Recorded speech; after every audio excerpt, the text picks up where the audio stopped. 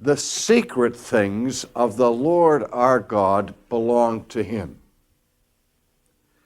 That refers to what we call the hidden will of God.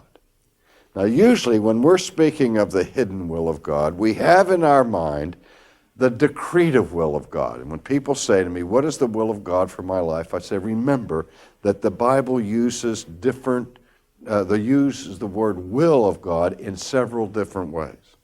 The first way in which we talk about the will of God is what we call the decretive will.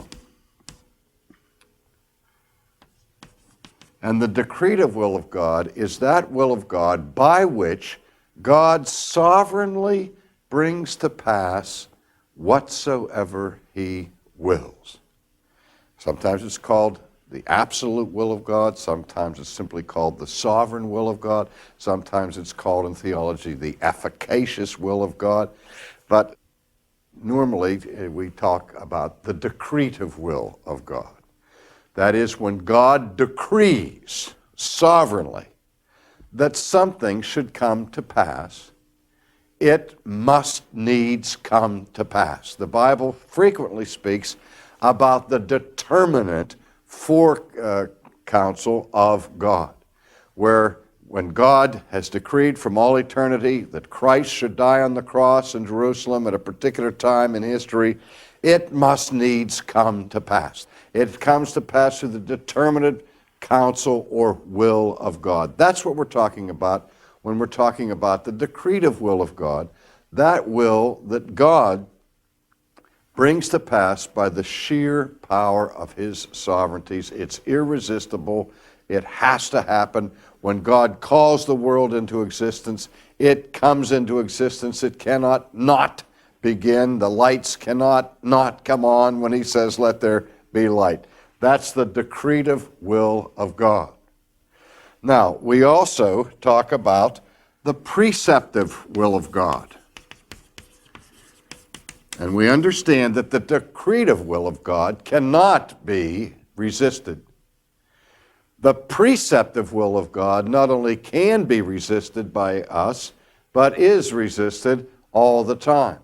The preceptive will of God is a reference to God's law, to his commandments. This is the will of God, that you not have any other gods before him.